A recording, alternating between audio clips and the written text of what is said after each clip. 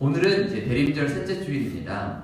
자, 대림절 셋째 주일은 이제 계속해서 세례 요한의 이야기를 나누게 됩니다. 근데 오늘 이야기는요, 지난주의 세례 요한과는 뭔가 다른 분위기를 좀 풍기고 있습니다. 지난주의 세례 요한은 내 뒤에 오실 이가 있는데 그분은 성령과 불로 세례를 주실 것이다. 나보다 능력이 많다. 그분은 알곡은 뭐고 족적이는 그냥 다 태워버릴 거다. 뭐 이렇게 얘기했는데요. 그러면서 그는 예수님한테 세례를 베푸면서 바로 이분이 그분이다. 성령이 비둘기같이 내려오고 이분이 메시아다 이런 분위기였습니다.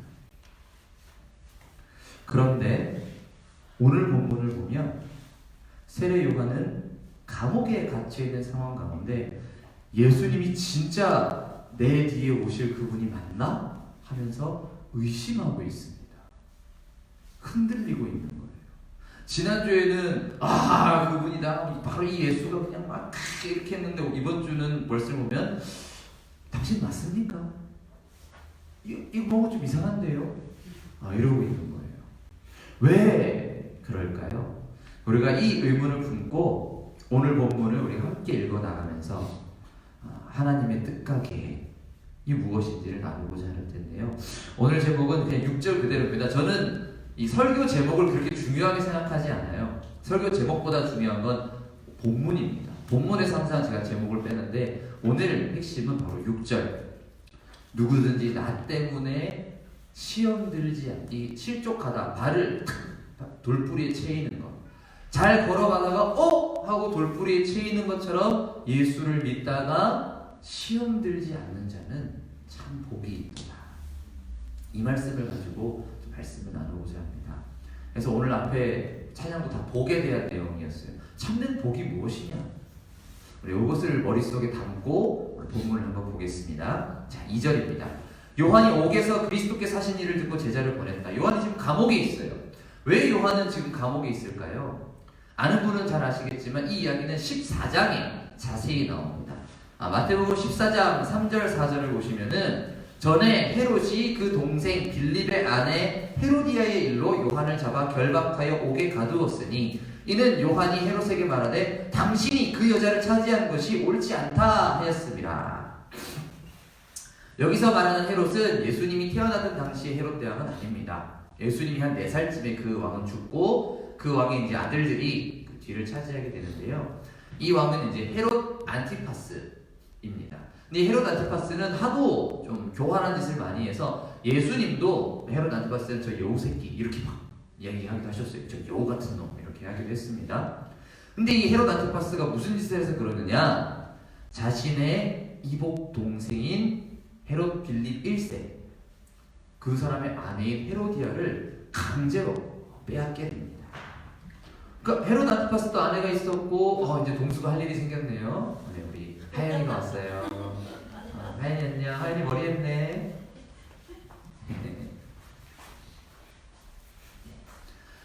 동생의 아내를 뺏은 거죠. 제가 여기에 대해서 예전에 제가 청소년들한테 설교할 때 이 빌립이 누가복음 3장 1절에 나오는 그 분봉왕 빌립인 줄 알고 빌립의 영토를 빼앗기 위해 이렇게 했다라고 했는데 제가 다시 이번에 설교 준비해서 공부를 해보니까 그 누가복음 3장에 나오는 빌립하고 이 빌립은 동명이인입니다. 다 헤롯의 아들이긴 한데 요거는 5째 부인의 아들 빌립 2세가 분봉왕이었고 다른 사람이었습니다. 어쨌든 세례 요한은 이 일을 아주 공개적으로 비판한 겁니다. 어떻게 왕이 하나님의 기름 부음 받은 왕이 자기 아내가 있는데 자기 동생의 아내를 뺏을 수가 있느냐? 세례 요한이 공개적으로 비판하니까 세례 요한은 당시 아주 인기가 많은 예를 들어 목사님 이런 분이잖아요. 다들 선지자로 다 따르고 세례 받으려고 다 나오는데 이 사람이 왕의 그런 행실을 공개적으로 비판하니까 헤롯 안티파스가 옛날 다윗 왕 같은 좋은 왕이었다면은 회개했겠죠. 내가 잘못했다. 이거는 내가 하나님 앞에 죄를 지었다 할 텐데 헤롯은 도리어 감옥에 가둔 거예요. 그리고 그 헤로디아도 기분이 나빴던 거예요. 네가 뭔데 나한테 이래라 저래라 해. 그래서 결국에는 이 헤로디아가 딸을 이용해서 세례 요한의 목을 자르게 되죠. 이런 상황에서 3절입니다. 예수께 여쭤오되 오실 그이가 당신이오니까 우리가 다른 일을 기다리오니까. 감옥에 갇혀있기 때문에 직접 갈 수 없었던 이 세례 요한이 자기 제자들을 예수님한테 보냅니다. 보내어서 묻기를, 아니 그 오실 그분, 내 뒤에 오실 그분이 메시아가 당신 맞습니까? 나는 당신이라고 믿었는데 좀 아닌 것 같은데요? 라고 하는 거예요. 왜 이렇게 말하는 걸까요? 지난주 본문에서는 그리 철석같이 예수님을 메시아라고 믿었던 그가 왜 오늘은 의심하고 있는 걸까요? 지난주 본문을 보시면 세례 요한이 한 게 뭐냐? 회개를 외쳤습니다. 회개하라, 천국이 가까이 왔느니라. 회개하고 세례를 받아라. 이렇게 얘기를 하면서 특히 심판이 올 거라 했습니다. 회개에 합당한 열매를 맺지 않으면 그런 나무가 이미 도끼가 나무 뿌리에 놓였으니 열매가 없는 나무 다 찍어내버릴 것이다 라고 했습니다. 그런데 지금 동생의 아내를 빼앗고 그것을 비판하는 지금 세례 요한을 감옥에 가둔 이 헤롯 안티파스는 당연히 좋은 열매를 맺지 않는 나무 아닙니까? 죄를 지적했는데 회개하지 않고 좋은 열매를 맺지 않는 나쁜 나무 아닙니까? 그러면 예수님이 메시아면 이 사람을 심판해야 되는 거 아니냐 이거예요. 이런 불의한 지도자가 있으면 당장 이런 지도자를 내어 쫓고 정의로운 하나님 나라를 만들어야 되는 거 아니에요? 근데 예수님 지금 뭐 하고 있냐고요? 당신 메시아 맞냐고? 메시아가 맞으면 내가 생각하는 그 일을 하셔야지. 이 세례 요한이 지금 이러고 있는 겁니다. 예수님은 무엇을 하고 있느냐? 심판이 아니라 복을 선언하십니다. 3장을 보시면 이제 예수님이 세례를 받아요. 4장에 보면 예수님이 세례 받으신 뒤에 어디로 가나요? 광야로 갑니다. 광야로 가서 사탄에게 시험을 받고 이제 나온 뒤에 5장에서 드디어 마태복음 5장 하면 유명하게 팔복이죠. 복 있는 사람은 야죠. 심령이 가난한 자는 복이 있나니 천국이 저희 것입니다. 팔복의 선언, 복의 선언을 하시고 말씀을 가르치시고 그 다음에 8장에는 이제 이 팔복 강화를 마치시고 내려오셔서 병든 자를 고치고 귀신 들리면 귀신을 내어쫓고 이런 일을 막 하십니다. 근데 이때 세례 요한은 이렇게 생각하는 거예요. 아니 지금 팔복 지금 이런 소리 할 때냐? 지금 뭐 아픈 사람 고칠 지금 그럴 때가 아니다. 아니 해일이 밀려오는데 조개나 죽고 앉아있냐? 저 불의한 지도자를 쫓아내고 심판을 외쳐야지 왜 지금 복을 이게 지금 할 일이냐? 이게 지금 세례 요한의 생각인 겁니다. 그러자 4절입니다. 예수께서 대답하여 이르시되 너희가 가서 듣고 보는 것을 요한에게 알리되. 예수님께서 세례 요한의 제자들에게 대답하시기를 너희가 들은 대로 본 대로 그냥 얘기해라. 예수님은 뭐 일부러 자기가 메시아임을 입증하기 위해서 그런 가짜뉴스 이런 거 만들어서 하시지 않는 거예요. 그냥 당신들 지금 보는 바 그대로 가서 얘기하면 된다. 그런데 대신 이 말씀을 하십니다. 5절입니다. 맹인이 보며 못 걷는 사람이 걸으며 나병 환자가 깨끗함을 받으며 못 듣는 자가 들으며 죽은 자가 살아나며 가난한 자에게 복음이 전파된다. 이것은 방금 말씀드린 대로 실제로 지금 8장에서부터 10장까지 계속 예수님이 하신 일이에요. 그런데 이것은 단순히 기적적인 일을 말하는 게 아닙니다. 많은 분들이 이런 본문을 읽으면서 오늘날도 그래서 예수님한테 기도하면 암이 낫는다, 뭐가 된다 이런데 지금 그 얘기를 하자는 게 아닙니다. 그게 아니라 이것은 오늘 교회력 제1독서인 이사야서 35장을 인용하고 있는 거예요. 이사야서 우리 35장 5절 6절에서 뭐라고 했습니까? 그때에 맹인의 눈이 밝을 것이며 못 듣는 사람의 귀가 열릴 것이며 그때에 저는 자는 사슴같이 뛸 것이며 말 못하는 자의 혀는 노래하리니. 이렇게 얘기합니다. 그러니까 구약의 그 예언, 하나님께서 구약에서부터 이미 예언한 일이 이루어지는 거라는 거예요. 그 세례 요한의 생각과 예상대로가 아니라 하나님의 뜻이 이루어지고 있는 게 맞다는 겁니다. 그리고 뒤에 가난한 자에게 복음이 전파된다. 이것은 이사야 61장이 또한 예언입니다. 이사야 61장 1절 주 여호와의 영이 내게 내리셨으니 이는 여호와께서 내게 기름을 부으사, 기름 부음 받은 자가 메시아잖아요. 가난한 자에게 아름다운 소식을 전하게 하려 하심이라. 나를 보내사 마음이 상한 자를 고치며 포로로 된 자에게 자유를, 갇힌 자에게 노임을 선포하며. 바로 이 예언이 이루어지는 것이다 라고 말씀하시는 거죠. 지금 5절에서 말하는 것은 다름 아니라 구약 성경에서 지속적으로 메시아의 징표로서 말하던 것이었습니다. 바로 이런 일이 일어나면 바로 그때가 하나님의 날, 여호와의 날, 우리가 대림절 첫째 주일에 나누었던 바로 그 마지막 날인 것입니다. 그래서 6절은 이렇게 말합니다. 누구든지 나로 말미암아 실족하지 않는 자는 복이 있다. 나 때문에 실망하지 않는 사람은 복된 것이다. 이렇게 말합니다. 왜요? 지금 세례 요한이 예수님 때문에 실망했잖아요. 예수님한테 지금 엄청 실망했습니다. 왜 실망했습니까? 그의 예상대로 일이 흘러가지 않았기 때문입니다. 내가 기대한 대로 일이 흘러가지 않아서 실망하는 거예요. 분명히 마지막 때에 메시아가 오면 악한 자들이 징벌을 당해야 되는데, 아니 지금 그런 일이 일어나지는 않습니다. 그동안 기다리고 메시아가 바로 저 사람 맞으면 예수가 메시아가 맞다면 저 악한 왕, 나를 지금 감옥에 가두은 저 헤롯 안티파스를 몰아내고 로마 세력을 몰아내고 이 땅에 하나님 나라를 가져와야 되는데 그런 일을 안 하는 거예요. 맨날 그냥 가난한 사람이나 찾아다니고 아니면 뭐 도둑들 뭐 세리, 창기, 더러운 인간들하고 같이 밥이나 먹고 다니면서 이러고 이게 세례 요한이 생각에 저 사람 아닌가? 하고 이제 실망하고 있는 것입니다. 사랑하는 여러분, 우리는 이런 때가 없을까요? 여러분은 그런 때가 없습니까? 분명 이게 하나님의 뜻인 줄 알고 열심히 했는데 뭔가 내 예상대로 일이 흘러가지 않았던 경험 없으십니까? 우리는 보통 일이 막 되게 잘 풀려나가면 이게 하나님의 뜻이 맞나 보다 할 때가 많습니다. 그런데 그래가지고 그게 하나님의 뜻인 줄 알았는데 아니 이게 웬걸? 그 일이 갑자기 막 안 풀리고 갑자기 막 엉망진창이 되고 그럴 때가 있습니다. 그러면 이제 생각하죠. 그게 하나님의 뜻이 아니었나? 제가 이전 교회에 있을 때 그런 일이 있었습니다. 제가 거기서 이제 찬양팀을 오랫동안 맡아왔었는데요. 찬양팀을 오랫동안 맡으면서 참 그 찬양팀을 잘 키웠습니다. 너무너무 잘하게 됐어요.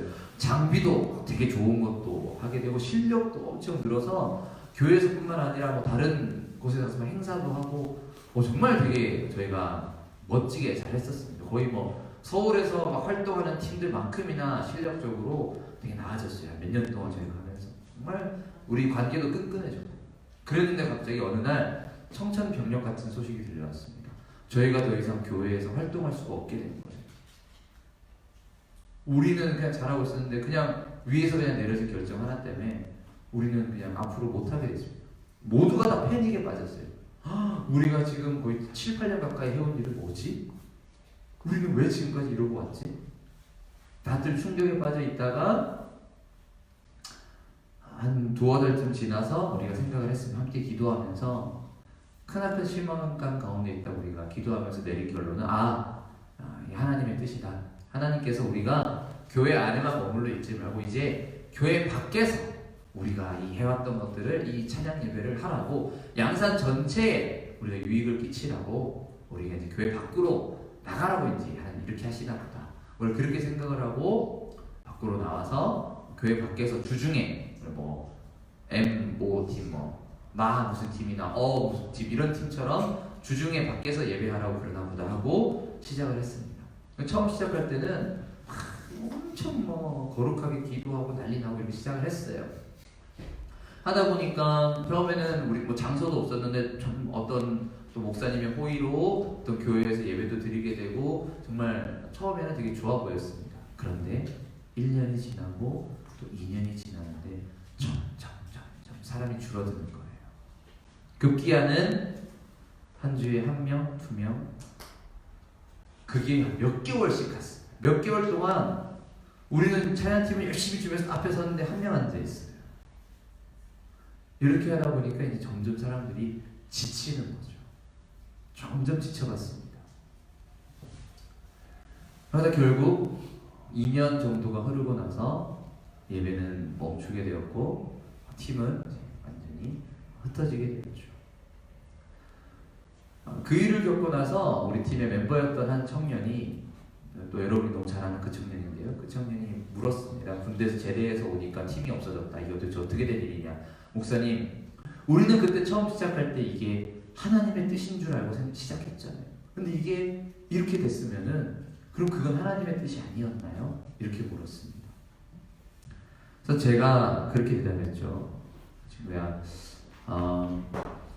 그래, 우리가 하나님의 뜻인 줄 알고 시작했지만 이렇게 된 것도 하나님의 뜻일 수 있어. 하나님의 뜻이라고 해서 반드시 우리의 바람대로 이게 엄청 잘 돼가지고 막 자리가 차고 넘치고 꼭 그렇게 돼야만 하나님의 뜻은 아니란다. 우리가 이 과정을 통해 많은 것을 배웠다면 그것 또한 하나님의 뜻이지. 앞으로 또 어떤 일이 일어날지도 모르기 때문에 우리가 함부로 하나님의 뜻이라고 그렇게 말하기는 어려워. 이렇게 얘기했습니다.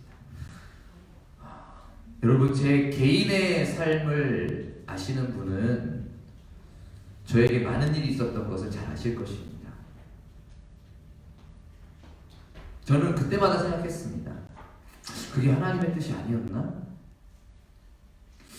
나는 분명히 기도하고 응답받았다고 생각했고, 그래서 하나님의 뜻이라고 생각하고 이 일을 진행했는데 말도 안 되게 그 일이 무너질 때 하나님의 뜻이 아니었나? 그럼 나 지금 도대체 뭐 하는 거지?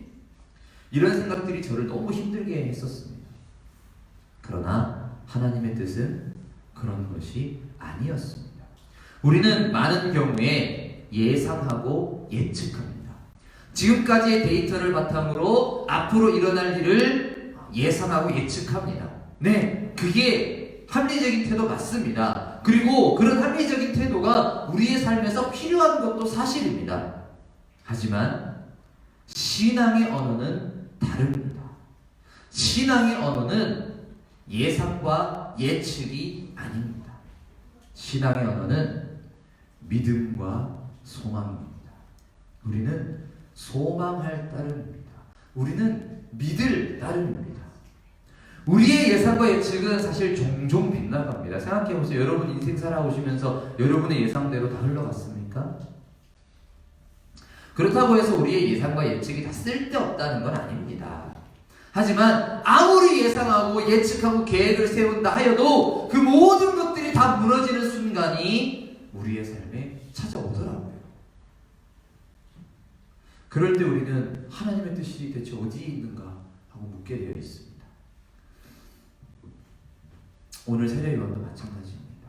자기가 예상한 대로 일이 흘러가지 않자 이게 도대체 무슨 일인가? 이 사람들 메시아 맞나? 하고 묻게 됩니다. 그러면 세례 요한은 신앙이 없는 사람인가? 그런 것도 아닙니다. 여러분이 혹시나 여러분의 신앙이 흔들리고 의심한다 하여 여러분이 믿음이 없느냐? 아닙니다. 7절부터 보시면은 예수님께서 이제 제자들한테 세례 요한을 좀 이렇게 실드, 이렇게 보호해 주시는 건지 이렇게 말합니다. 그들이 떠나며 예수께서 무리에게 요한에 대해 말씀하실 때 너희가 무엇을 보려고 광야에 나갔더냐? 바람에 흔들리는 갈대냐? 제자들한테 말합니다. 너희가 세례 요한 보러 광야에 갔을 때 뭘 기대했냐? 바람에 흔들리는 갈대였냐? 이 바람에 흔들리는 갈대는 좀 여러 가지 해석이 있습니다. 우리가 그러잖아요. 여자의 마음은 갈대다, 흔들린다, 이런 거라든지, 인간은 생각하는 갈대다, 파스칼의 말. 갈대는 좀 연약함을 상징하는데, 세례 요한이 그렇게 연약한 사람이냐, 이런 뜻도 되지만은, 8절과 연결해서 볼 때, 여기서 말하는 갈대는, 헤롯 안티파스를 말하는 것일 수 있습니다.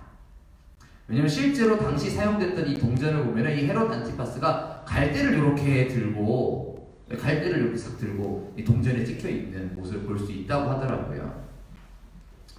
네. 그래서 8절은 그 뭐라고 하느냐? 이 8절을 보시면은 그러면 너희가 무엇을 보려고 무엇을 보려고 나갔더냐? 부드러운 옷 입은 사람이냐? 부드러운 옷 입은 사람은 왕궁에 있느니라. 이 부드러운 옷을 입은 사람, 이 사람이 누구냐? 헤롯 안티파스죠. 왕궁에 있고 아주 좋은 실크로 된 옷을 입고 있는 사람, 헤롯입니다. 너희가 광야에 나갔을 때, 세례 요한을 보러 갔을 때 너희가 뭘 기대했냐? 이런 정치적인 지도자냐? 너희가 좋은 왕, 아주 정의로운 왕, 깨끗한 왕, 이런 왕을 기대하고 나갔냐? 아닐 거 아니야. 왕은 왕궁에 있지. 너희가 광야에 나갔을 때는 세례 요한을 찾으러 갔을 때는 왕을 기대한 게 아니라 선지자 아니었냐? 이겁니다. 9절 보세요. 그리하면 너희가 어찌하여 나갔더냐? 선지자를 보기 위함이었더냐? 옳다. 내가 너희에게 이르노니 선지자보다 더 나은 자다. 그래, 맞다. 너희가 광야에 나갔을 때는 선지자를 기대하고 가지 않았냐? 근데 세례 요한은 보통 선지자가 아니다. 왜? 10절 기록된 바 보라, 내가 내 사자를 네 앞에 보내노니 그가 네 길을 내 앞에 준비하리라 하신 것이 이 사람에 대한 말씀이다. 그러니까 메시아를 준비할 사람이다. 이 세례 요한은 단순한 선지자가 아니라 오실 그분 메시아를 딱 가리킬 바로 그 선지자, 그 대단한 사람이다. 보통 사람 아니다. 이렇게 세례 요한을 띄워주는 거예요. 그러면 뭐가 문제인가? 그렇지만 지금 세례 요한이 믿음이 흔들리고 있잖아요. 그럼 세례 요한은 뭐가 문제인가? 11절입니다. 내가 진실로 너에게 말하노니 여자가 낳은 자 중에 세례 요한보다 큰 이가 일어남이 없다. 그러나 천국에서는 극히 작은 자라도 그보다 크니라. 여러분, 세례 요한은 옛 시대의 마지막 사람입니다. 여자가 낳은 자라는 것은 바로 이 육신, 옛 질서에 속한 자라는 뜻입니다. 그러면 옛 질서가 아니라 새 질서는 뭐냐? 새 질서는 바로 부활의 생명입니다. 부활의 생명으로 시작될 새 시대의 질서입니다. 이 옛 시대의 질서 안에 살아가는 사람과 새 시대의 질서에 살아가는 사람은 질적으로 다릅니다. 겉으로 보기에는 똑같아 보여도 그냥 똑같이 태어나서 똑같이 밥 먹고 똑같이 학교 다니고 똑같이 여기 군대 갔다가 지금 휴가 나온 청년도 있네요. 그렇게 한다 하더라도 옛 질서에 속한 사람과 새 질서로 사는 사람은 질적으로 달라요. 지금껏 우리가 예상하고 예측했던 방식대로 그렇게 일이 흘러가지 않고 완전히 다른 일들이 일어날 것입니다. 세례 요한은 그 일을 알지 못하고 죽었어요. 여기 감옥에 갇혀 있다가 풀려나지 못하고 그대로 죽습니다. 그러나 우리는 다릅니다. 우리는 이 세례 요한과 다릅니다. 무엇이 다르냐? 우리는 십자가를 압니다. 우리는 십자가와 부활을 압니다. 우리는 십자가와 부활이라는 완전히 새로운 하나님의 일하심을 우리는 말씀을 통해 이제 알게 되었습니다. 세례 요한은 몰랐어요. 세례 요한 죽고 나서 예수님 십자가 지셨으니까. 세례 요한은 그런 일이 일어날 거라는 것을 전혀 알지 못했습니다. 여러분, 십자가를 알지 못하면 불안하고 의심합니다. 그러나 십자가를 아는 사람은 불안해하거나 의아해하지 않을 수 있습니다. 아, 십자가에서 죽었던 예수가 다시 살아나셨구나. 만약에 그 일이 우리에게도 일어난다면 우리는 죽음을 두려워할 이유가 없는 거예요. 이 땅에서 실패하거나 뭐가 잘못돼도 전혀 좌절할 이유가 없는 겁니다. 왜? 우리에게 부활의 새 생명이 있기 때문에. 그리고 만약에 이 부활의 새 생명을 정말 믿는다면 우리가 해야 될 일은 무엇인가? 그것은 믿음과 소망으로 인내하는 것입니다. 우리 오늘 교회 제2독서인 야고보서 5장 7, 8절 우리 한번 같이 한번 읽어볼까요? 신약성경 375쪽입니다. 신약성경 375쪽 야고보서 5장 7절 8절 찾으셨으면 함께 읽겠습니다. 시작. 그러므로 형제들아 주께서 강림하시기까지 길이 참으라. 보라, 농부가 땅에서 나는 귀한 열매를 바라고 길이 참아 이른 비와 늦은 비를 기다리다니 너희도 길이 참고 마음을 굳건하게 하라. 주의 강림이 가까우니라. 세례 요한은 하나님께서 어떻게 일하실지 정확하게는 알지 못했습니다. 뭔가 심판과 회개와 회복 이런 것들은 생각을 했지만 정확하게 뭔지는 몰랐어요. 분명히 심판하실 거라고 했는데 왜 심판이 일어나지 않나 하고 의아해하고 있었습니다. 그러나 메시아가 하실 일은 다른 사람을 심판하는 게 아니라 오히려 당신이 그 심판대 위에 서는 것이었습니다. 그리고 이제는 우리가 밝히 알게 되었습니다. 그 바로 심판대 위에 서신 예수를 보고 우리가 무엇을 알게 되었느냐? 바로 하나님의 사랑을 알게 되었습니다. 세례 요한이 말한 회개되는 겁니다. 회개해라! 회개 안 하면 하나님 때리 죽인다. 맞아 죽는다. 쫓아낸다. 이게 세례 요한이 말한 회개였어요. 그런데 하나님께서 세례 요한을 통해 우리에게 회개를 말씀하신 이유는 그게 아니었습니다.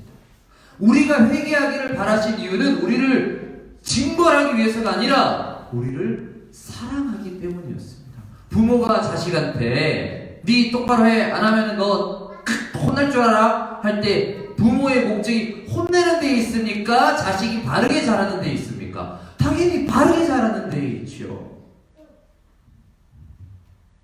사랑하는 자녀가 잘못된 길로 가는 것을 아파하는 마음으로 회개하라고 하신 것입니다.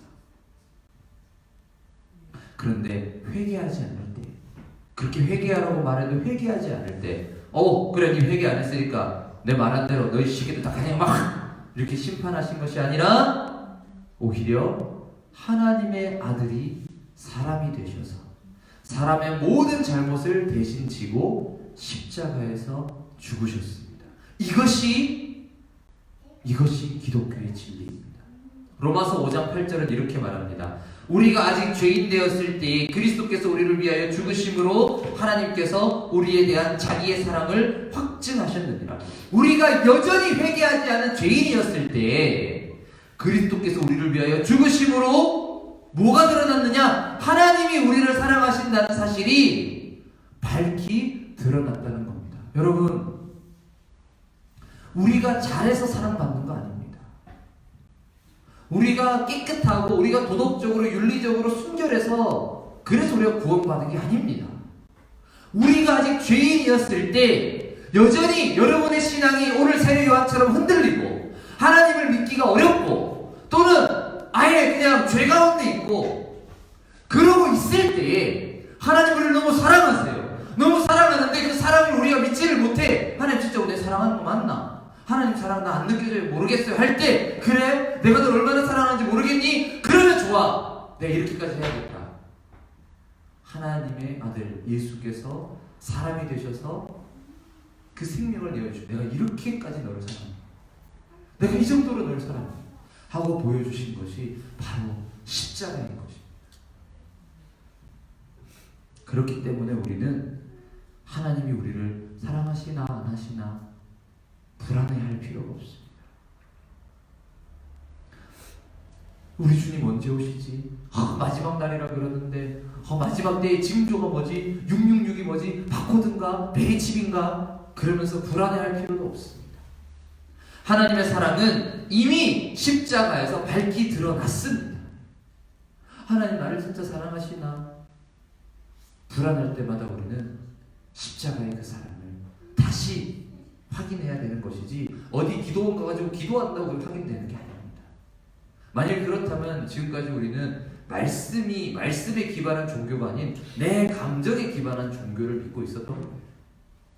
하나님의 사랑은 십자가에서 드러났습니다. 그리고 이 십자가를 우리는 지속적으로 묵상하고 바라보면 그 십자가의 사랑이 정말 나의 삶을 위하여 나라는 사람이라는 나라는 이 존재를 위해서 하나님이 그 아들을 희생하셨다면 아니 뭘 아끼시겠습니까? 우리가 만일 그 십자가의 사랑을 알고 믿는다면 그 사랑 안에서 더 참된 평안을 누리고 더 기쁘게 우리의 일상을 누릴 수가 있을 것입니다. 말씀을 맺겠습니다. 주 안에서 사랑하는 우리 하나님의 가족, 하나님을 아버지로 하는 사랑하는 가족 여러분, 바로 이분이 우리의 주님이십니다. 이분이 바로 바로 우리의 믿음의 대상입니다. 그리고 이분은 다시 오실 것입니다.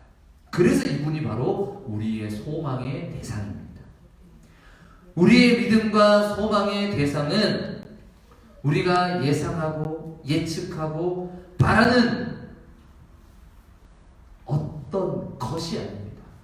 제가 어저께 이제 이 교회력 설교를 나누는 저희 모임이 있어요. 그룹이 있는데 그 안에서 어떤 목사님 그렇게 설교문을 쓰셨더라고요. 메시아가 오심은 어떤 사람에 대한 게 아니라 사건에 대한 것이다. 그래서 세례 요한은 예수님한테 실망했지만 예수님은 어떤 사건, 가난한 자에게 복음이 전파되고 병든 자가 이렇게 되고 사건을 얘기해요. 그래서 이 사건이 중요하다라고 얘기하는데 저는 사실 반대로 생각합니다.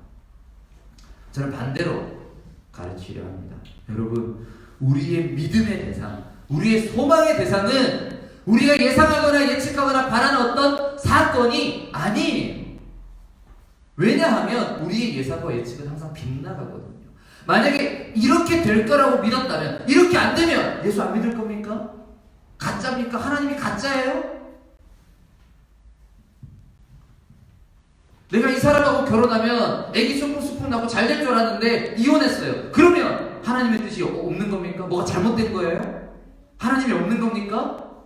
내 인생에 심각한 질병이 걸렸어. 불치병이야. 기도해도 안 나. 기도하면 뭘 낫게 한다는 권사님한테 가서 기도받았는데 안 나. 그럼 하나님 없는 겁니까? 그게 아니라는 거예요. 어떤 사건이 나에게 일어난다 하여 그것이 하나님이 있고 없음을 증명하는 게 아닙니다. 우리의 믿음과 소망의 대상은 어떤 인격입니다. 관계예요. 다시 말하면 우리가 믿는 것은 어떤 일이 일어날 것을 믿습니다가 아니라 어떤 분을 믿는 것, 그분을 신뢰하는 거예요. 내가 신뢰하는 관계 가운데 있는 그 사람을 나와 함께 싸웠던 관계 때문에 그 사람을 신뢰하는 겁니다. 에이, 그 사람이 그럴 리가 없어. 누가 와서 말해요. 야, 딱 하더라. 웃기는 소리 하지 마라. 내가 지금 몇십 년 알고 살았는데 그 사람은 그럴 사람 아니다. 이게 믿음이에요. 이게 성경이 말하는 믿음입니다. 내가 11조 열심히 하면 이렇게 될 줄로 믿습니다. 아니라고요. 안 될 수도 있다니까. 그건 내 생각이지. 그건 네 생각이지. 안 돼요. 내가 믿는 것은 어떤 일이 일어나도 나의 주 나의 하나님, 십자가에서 그 생명을 내어주신 나의 주 나의 하나님은 결코 나를 배신하지 않을 겁니다. 라고 믿는 믿음입니다.